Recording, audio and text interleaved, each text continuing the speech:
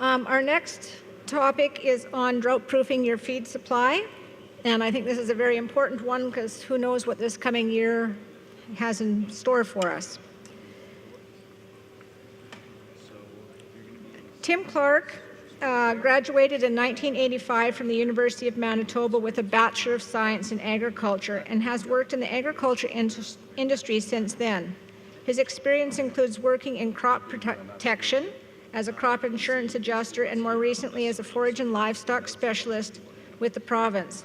He and his wife Karen have owned and operated 2,160-acre beef, cow-calf, backgrounding and forage operation in North Interlake for the past 29 years.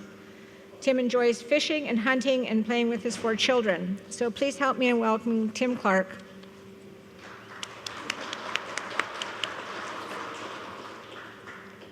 Thank you, Jane. Is this on? Yeah, there it goes. Okay, well, welcome. Good afternoon.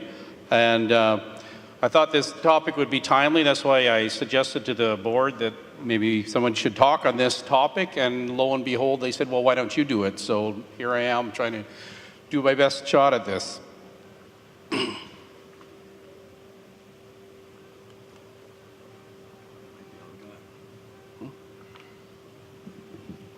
Thank you.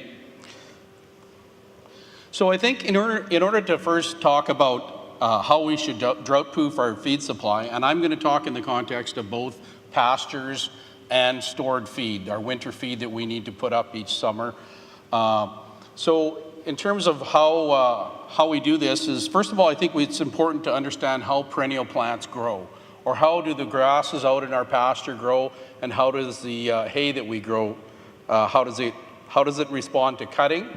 And so every time that we clip a plant out in our pasture, whether it's a livestock animal clipping the grass, or whether we go along there with a hay bine or a disc bine and we clip our hay field off, each time we do that, the plant responds by taking some of the carbohydrates out of the roots and using that in order to grow new plant material. So it gets clipped off, the plant takes carbohydrates out of the roots, and it uses them to regrow.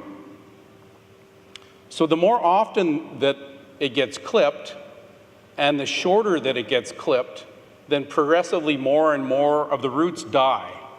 So then the plant has less root mass to extract water and nutrients out of the soil. So if it has less root mass in the end, then it produces less. So this is a chart done at an Ag Canada research station a number of years ago. Probably many of you have seen this. And this is called a grass called Plains Rough Fescue. And the clump of grass that you see on the left went the whole growing season without being clipped. And you see the resulting root mass there. Then the next 3 plants were clipped every 4 weeks during the growing season. And the one next to the number 2 one there, it should be, oops, sorry. What did I do now? Where's our technical guy? Oh, I got her back. Okay, I'm not going to use the laser pointer. I'm not sure where it is here. So the one on the left was unclipped. The one next to it was clipped to 5 inches tall every 4 weeks during the growing season.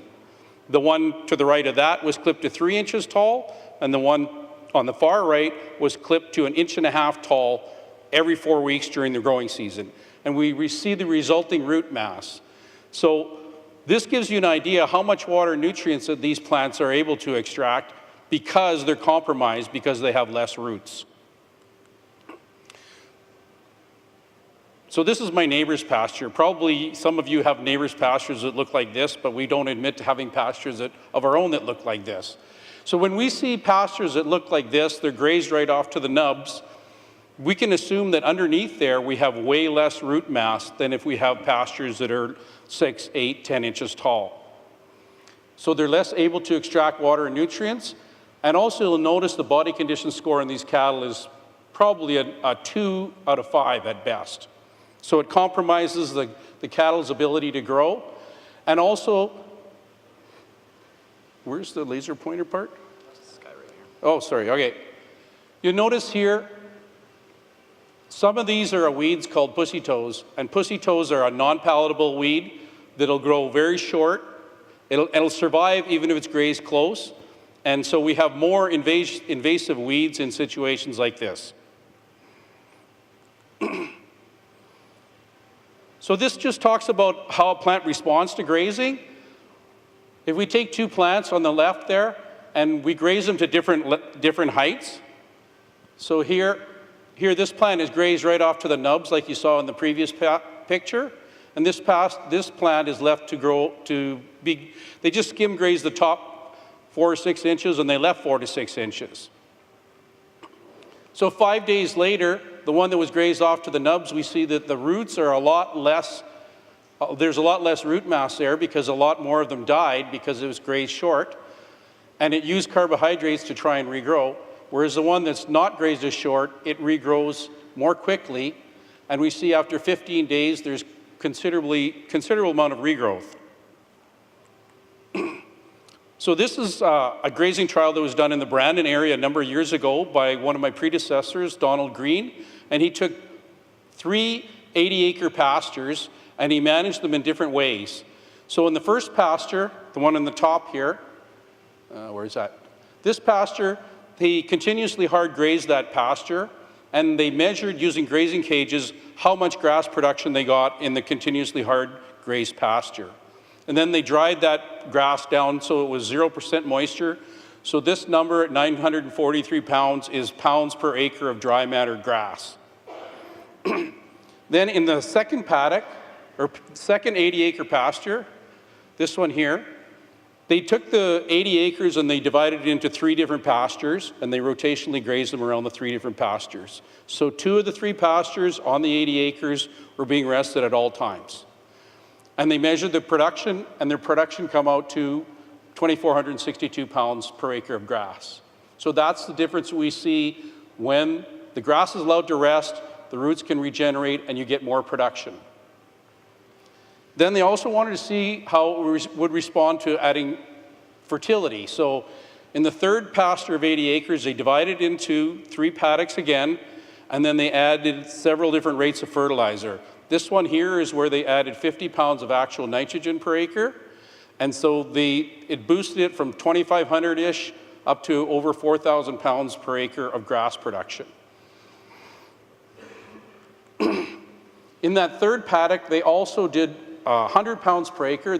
The one that you saw was at 50 pounds per acre plus rotational grazing. And they also did 100 pounds per acre and 100 pounds per acre in 2 applications. So they did 50 pounds in May, and then they did 50 pounds again in August. So these are the results that they saw on that grazing trial. So continuous grazing, roughly 1,000 pounds per acre dry matter. Rotational grazing using 3 paddocks, it went up to around 2,500 pounds, or just a shade over. And then this one includes rotational grazing plus 50 pounds per acre of actual nitrogen. That's broadcast urea nitrogen, and then you see the other 2 are higher rates of nitrogen again. So that gives you an idea how much we can have an impact on our production, on our pastures. Now, let's just step back and say, well, suppose I'm not talking to you about pasture production. I'm just talking to you about managing something on your farm. And suppose we were talking about canola production, and I told you that if you manage your canola in a certain way, management scheme number 1, you're going to get 10 bushels per acre of canola likely. You go, okay, well 10 bushels is not that interesting, it's not that big of a crop.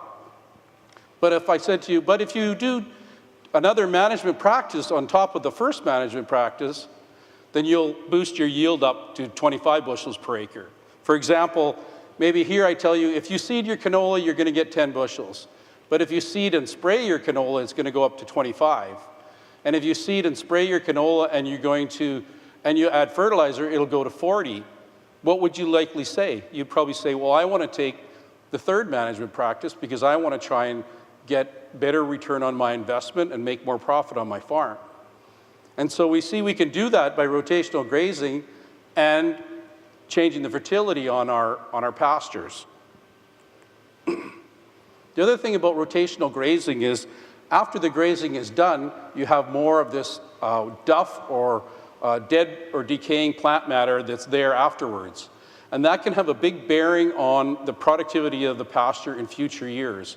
Because when we leave this dead plant matter on the soil surface, it goes into the soil afterwards and becomes organic matter.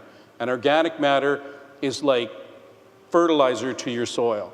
And organic matter, a pound of organic matter can hold 10 times as much water as a pound of mineral soil. So if we can increase our organic matter by 1%, then our soils will hold about another 22,000 gallons per acre of water. So whenever we can leave a little bit like this, then that helps us in future years. We don't lose this grass because it's left there at the end of the growing season. So what does that have an effect on long term? We see that because of continuous hard grazing, our soils become less able to take up the moisture when we do get it. So when we get snow melt in the spring or when we get a heavy rainfall, our continuously hard grazed pastures can only take about a half an inch of rainfall per hour, and then the water starts to go off into other areas. So it'll go downhill and into your dugouts where you can use it, but it'll also go into maybe the drainage ditch or the creek or the lake where it can't be used later to grow more grass for you.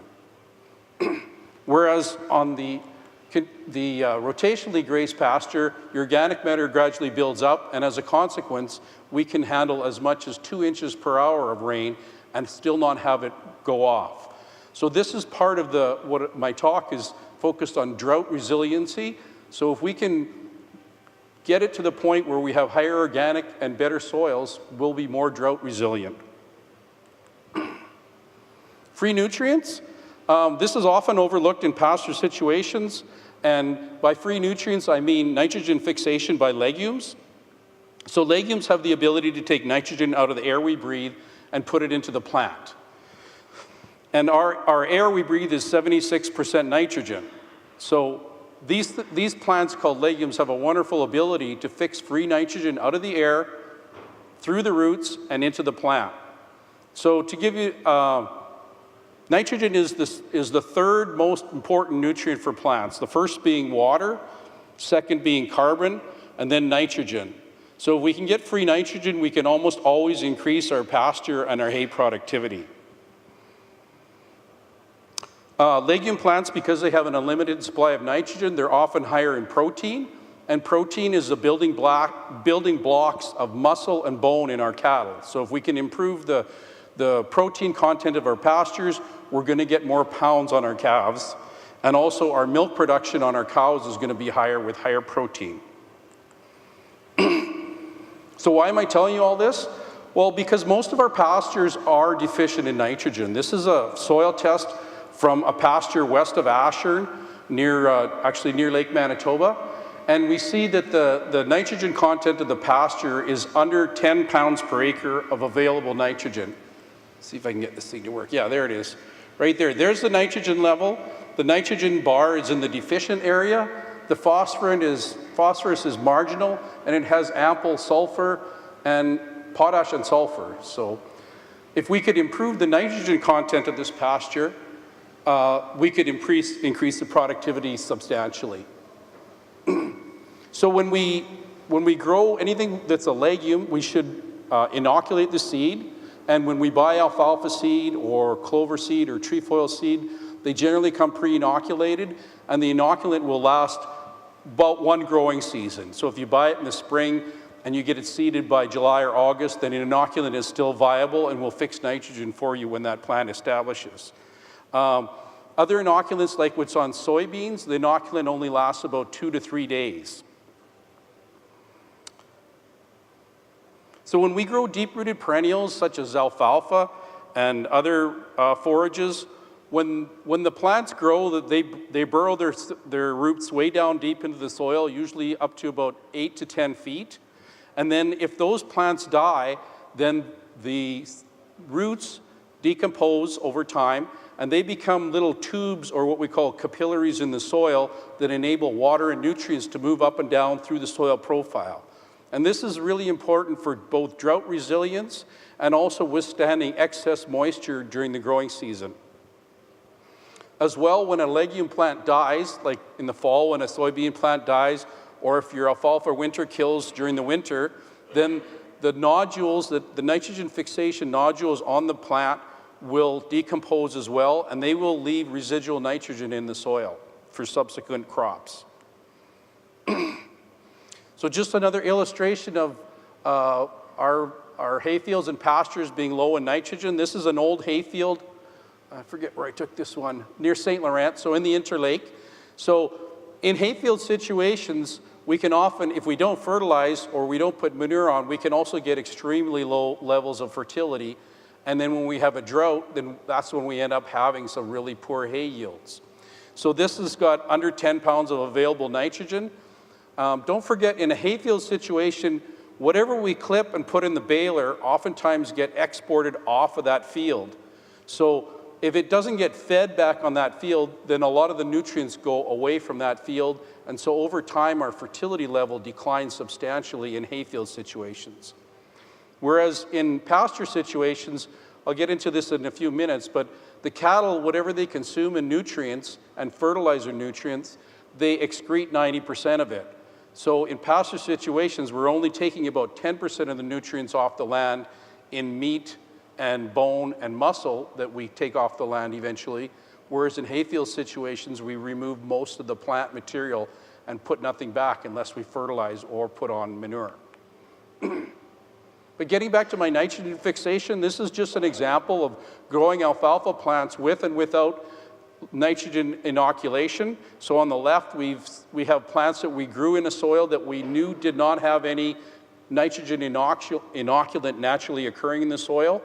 And on the right, you see plants that were inoculated when they were, the seed was inoculated before they were planted. So you can see there's quite a bit of difference in size and yield of those plants. And the plants are the same age. They were seeded at the same time. So what do nitrogen fixation nodules look like? These are nodules on two different types of legumes. On the left, we have nodules on bird's foot trefoil, and on the right, we have nodules on the red clover. So these are the round nodules on the leaves, and somehow, and don't ask me how because I'm not a soil pathologist or specialist, but somehow these nitrogen fixation nodules can take nitrogen out of the air, put it into the plant. So that's a big benefit. And they're smaller on the red clover. These are the smaller ones on the red clover. And if we were to cut them open, they're usually a pinkish orange color. Pink. They can be really pink. Some of them can be sort of a pinky orange color. So grain farmers know the value of nitrogen fixation. Here's a soybean plant, and those are the nitrogen fixing nodules that came out when I pulled the plant out. So soybean inoculant costs about $20 an acre, and soybeans growers have to spend that $20 every time they seed that crop. Whereas with forage seeds like alfalfa, trefoil, vetches, they come pre-inoculated, they don't charge any extra, and that inoculum lasts as long as that plant stays alive. So in some cases, our alfalfa will last 10 or 15 years, and it'll keep fixing nitrogen that whole time and getting us free nitrogen. So how much do they fix? This is a chart talking about how much free nitrogen the various legumes can fix. So we see alfalfa can fix, depending on the yield, up to 198 pounds per acre of free nitrogen per year. Another one I like, bird's foot trefoil, I like that for use in pasture, up to 100 pounds per year. And you can read through the list. You'll see the soybeans is particularly high. It can be up to 276 pounds per acre of free nitrogen fixation per year with soybeans. So what does this mean in terms of free fertilizer for us? I priced out urea nitrogen fertilizer at my local nutrient dealer in Ashburn last month, and he quoted me $600 a ton, and that works out to about 62 cents per pound if we were to buy urea nitrogen. So the amount of nitrogen fixation by alfalfa being anywhere from 70 to 198 pounds would save us this amount of money if we had to go buy that nitrogen and put it on our alfalfa. So it's very significant, the amount of free nitrogen we can get. And as I mentioned, the nitrogen fixation lasts as long as that plant's alive. Here's the soybean one, 149 pounds per acre. That's why you see such an increase in soybeans in Manitoba the last few years, because soybeans are grown as an alternative crop to canola. Canola doesn't fix nitrogen. The farmer has to put on the nitrogen in order to grow canola, and soybeans, the nitrogen is free. So I just want to talk a little bit about nutrient levels and how nutrients affect the crop growth. So there's a fellow that came from Austria. His name was Justus von Liebig, and he came up with a theory about how plants need nutrients. So he said that this was called the law of the minimum. And so what he hypothesized is that if your yield is represented by the level of the water in the barrel, then the yield can only be as high as the most limiting nutrient. So in this example, we see that nitrogen is a limiting nutrient, so that would affect how much grass production your pasture would have, or how much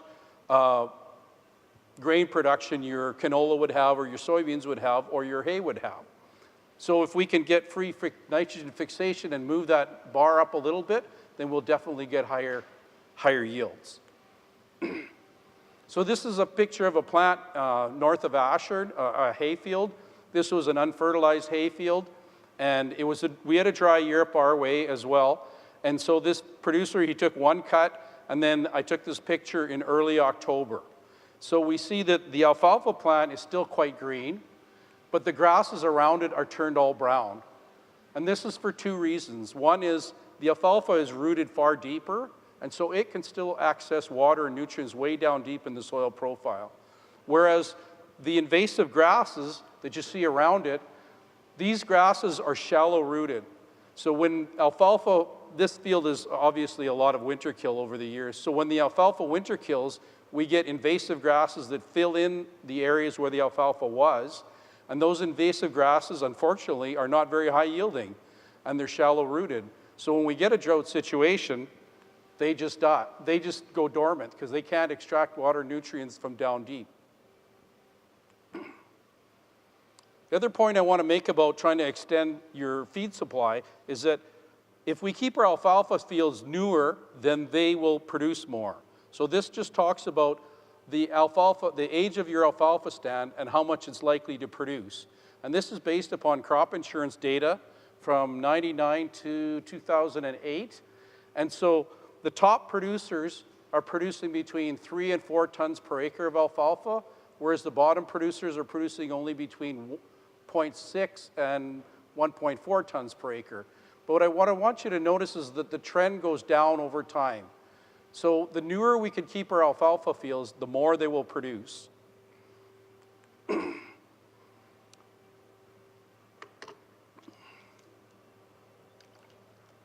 This was a fertility trial that we did at Arborg a number of years ago, and it was on an alfalfa grass field.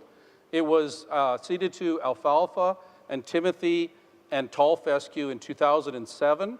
And then we started the project in 2009. We soil tested in 2009, and it tested that it was deficient in phosphorus. So we wanted to do a phosphorus rate trial, so we did it on this field that we knew was already phosphorus deficient. So we applied various rates of phosphorus. We had an untreated check area, and then we went 20, 40, 60, all the way up to 200 pounds per acre of phosphorus. This is actual phosphorus, not the product 1152. So this would be like putting on 400 pounds of the product 1152. Then what we did is we cut the hay.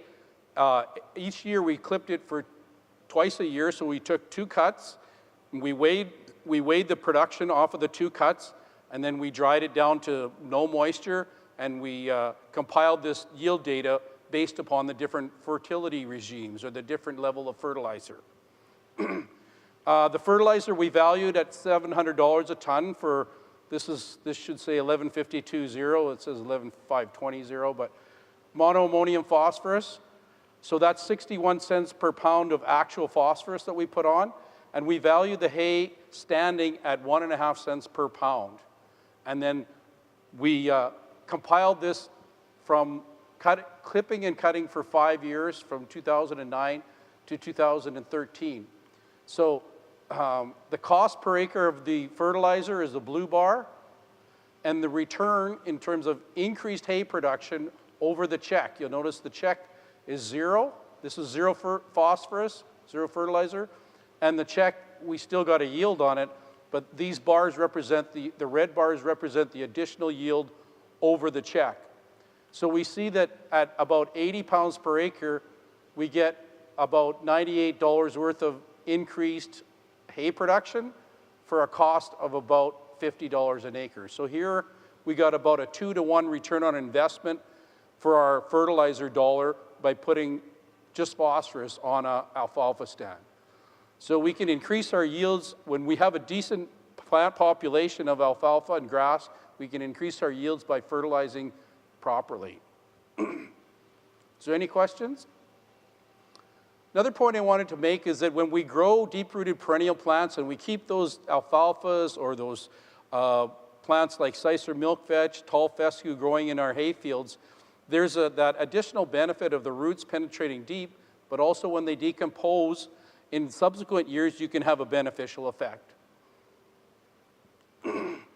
So this just depicts how different species root and rooting depth. So alfalfa is quite deep-rooted, brome grass is quite deep-rooted.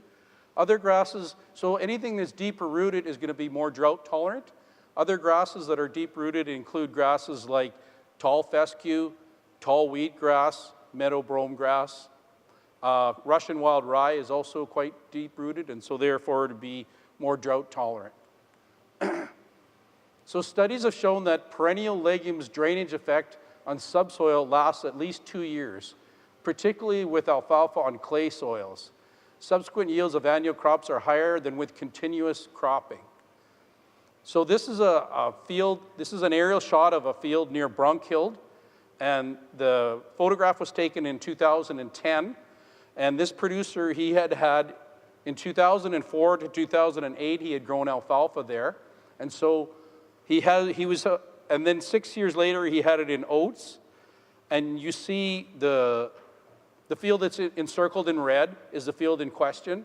And so he had less flooding in that field 6 years later than in surrounding fields. And that's because of this effect that I'm talking about with the roots, tubes, being avenues for water to move up and down through the soil profile. So not only did it allow him to get onto the field 10 days earlier than his neighbors because the surface was drier, but also this field would be more drought resilient as a consequence because you'd have more subsoil moisture deeper in the soil profile. This is another field from the same producer. It was in alfalfa from 2000 to 2004, and then 6 years later, this is a spring wheat crop that he seeded, and it's undersown to alfalfa. So it's spring wheat undersown, and you see they had a lot of excess moisture, and you'll see standing water in the neighbor's fields surrounding it. But here, his is struggling with some excess moisture stress, but it's going to survive.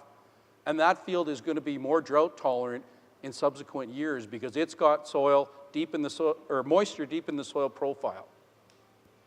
Can't hear me? Sorry. Forage species can be selected for their water use efficiency as well. This is a fairly busy chart, but I'll try to explain it. So alfalfa uses a lot of moisture. A 4-ton per acre alfalfa hay yield requires 27 inches of water per year, or about 170 millimeters of rainfall per ton of production. So in this column, this is talking about water use efficiency. The lower the number is, then the more water use efficient it is. So we see crops like corn is very water use efficient. It only requires 84 millimeters of water per ton produced. And the cereal crops, such as cereal silage, wheat, oats, and barley. If we have excess moisture, we're trying to sop it all up, we can grow crops like annual ryegrass. Annual ryegrass needs 250 millimeters per ton of production. This slide just talks about different annual crops for use as green feed and how they stack up in terms of yield some of the annual crops. So the numbers in red is the number of trials done on green feed on oats, and the yield is in tons per acre of green feed. So we see oats is quite a high yielding annual crop, and you see as you go down the line, the millets, foxtail millets and proso millets, although they're a good rescue crop, they don't yield as high as some of the cool season annuals like oats or barley. There's been a lot of breeding in oats in the last few years, and some of the research trials done in the Manitoba Agriculture Research Stations, there's one at Roblin called Parkland Crop Diversification Center. Two of the newer varieties of oats yielded over 300 bushels per acre on those trials. So there's been a lot of plant breeding, and oats are higher yielding crop than they used to be. If we compared this, if we had corn in here, corn would be higher than all of them. Another thing we can do to try and improve our yields on our green feed is to try and seed in the first 3 weeks in May. This is Manitoba Agriculture Service Corporation crop insurance data that just talks about the week we seed and what the probable yield is. And we see that this is the relative yield as an index, and this is seeding in April, so prior to the May. We see that we have an index of about 118. But when we go into the first 3 weeks in May, here, and here, that's when we obtain the highest yields. And this is wheat, barley, oats, triticale, millet, all grown for green feed. When's the best time to seed? First 3 weeks in May. Corn is what they call a warm season crop, and it has a type of metabolism called crassulation acid metabolism, as does millet, sorghum Sudan grass. And these are just basically more water use efficient, and so they will produce more tons of dry matter than anything else. Other thing I wanted to comment about corn is it's a long season crop, so we need to get it in the first 20 days of May, hopefully, and it will keep growing on into September. We had a drought in our area in 2003, and we had a big rainfall on the 8th of September, and it significantly helped our corn crops, whereas our annual crops, like our other annual crops like oats and barley, were already harvested by then, so they couldn't take advantage of any late season rains. Also, the corn doesn't lodge, so that's a big advantage if we want to put lots of manure on a field near where we calve out our cows. It won't lodge like barley, and therefore it can stand up and make use of all the nutrients we put on it. This is just a personal experience we have comparing corn silage to alfalfa hay. We had a severe drought in 2003 on our farm, and we had a little bit of corn we put in, 18 acres, and it caught this late season September rain, and it yielded about 10.6 tons per acre, which isn't great, but it was a severely hot and dry year. And then our alfalfa that year, we got 425 bales off of 330 acres of alfalfa grass. That was fall fertilized the previous fall, so it had a full complement of fertilizer, but it was just that dry. So oops, something's jumping there. So the alfalfa yielded 1.3 bales an acre, the corn 10.6. We figured that our cows need about 7 tons per acre of corn to winter each cow. So on this 10.6 acres, 10.6 tons of corn per acre, 7 tons per cow, we were able to winter about 1.5 cows on each acre of corn. Whereas with the alfalfa, 8 bales per cow per winter, we could only winter about 0.2 of a cow on each acre of alfalfa in the drought. So the corn really saved us that year. Still wasn't enough, but it helped out a lot. I'm just going to pass on through this one. Choosing a legume, I just want to point out that we can choose the species that we need if we're looking for certain characteristics. So if we're looking for drought tolerance, we can choose drought tolerant legumes such as sainfoin, Sicer milk vetch, alfalfa. These are just pictures of them. There's bird's foot trefoil. This is a great one for our pasture because it's non-bloat. And this is also Sicer milk vetch, another non-bloat legume. I'm thinking I'm going to get the 5-minute warning here. Okay, this is my 5-minute warning. So I'm going to start breezing through some of these. So just summarize, legume grass pasture can have yields equivalent to a grass pasture fertilized with 100 pounds of nitrogen, and animal performance is better whenever we introduce legumes. Research done at the Brandon Research Center said that introducing legumes into pasture can increase your yields by 65%, the carrying capacity in terms of number of animals per day by 25%, and average daily gains by 10%. We can choose grasses that are drought tolerant, flood tolerant, high pH tolerant, and low pH tolerant. I just want to point out that tall fescue is in each one of these.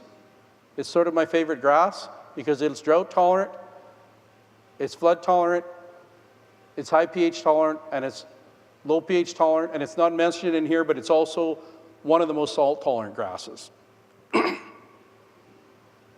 So perennial stockpiling, I just want to talk for a minute about Sicer milkvetch and sainfoin as a means to perennial stockpile. So Sicer milkvetch retains its feed value really well late into the fall because it will withstand frost and the leaves don't fall off. So this is comparing, this is a Sicer milkvetch plant and this is an alfalfa plant after a -3 degree frost. So right away after this, the alfalfa plants start to lose their leaves, and so the feed value, and particularly the protein, will drop off right away as soon as the leaves start falling off.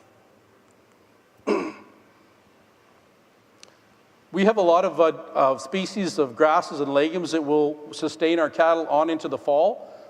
We just need to think about which ones will meet the nutritional value or nutritional requirements of our cattle. So cows in second trimester require 55% TDN or energy in the diet. And this blue bar talks about what alfalfa does going into the fall. So when the leaves fall off the alfalfa, then it drops below 55% TDN.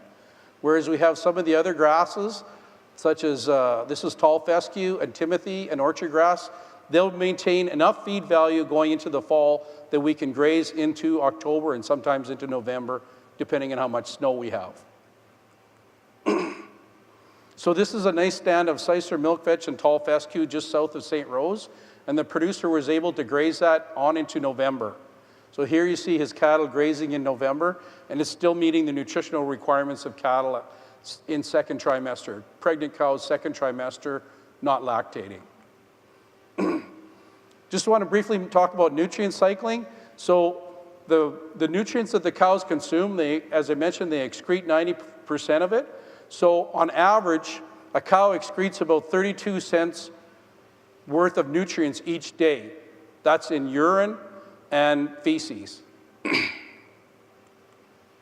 So whenever we can make better utilization of the manure, then we have better production in future years.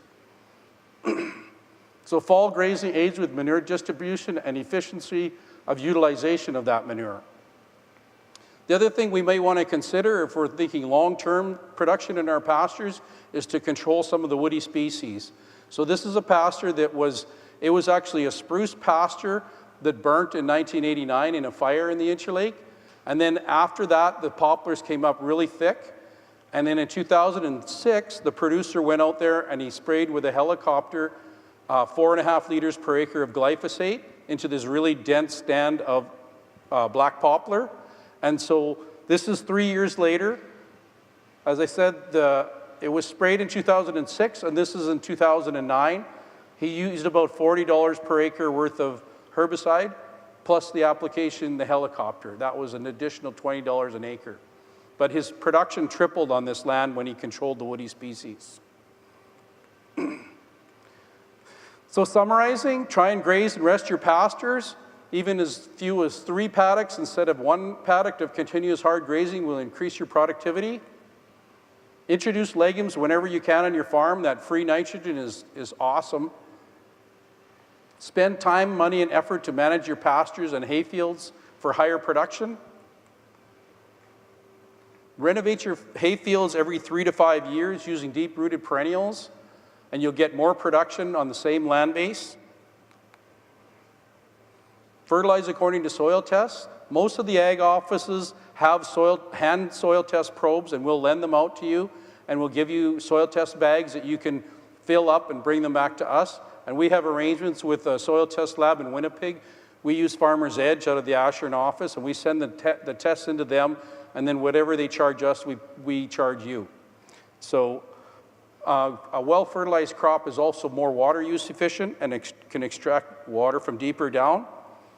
Try and amortize your risk by growing some annual crops and some perennial crops. So some perennial hay, perennial pasture, and then grow some annual crops, some cool seasons like oats or barley or peas, and then some warm seasons. You may want to consider millet or something like corn for an annual warm season crop.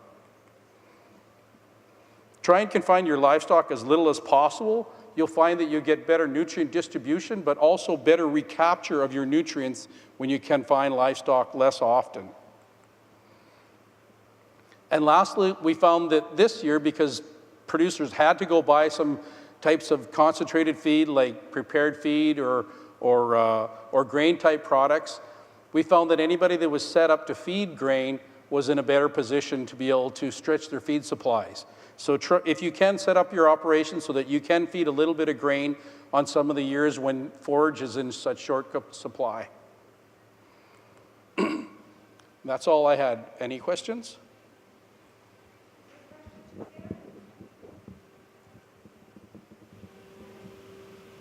Thank you very much, Tim. Thank you. What do you want? You can just... Oh, okay. Okay, thanks very much, Tim. That concludes our livestock sessions. Thank you for coming to Ag Days to these sessions, and I wish you a happy Ag Days experience.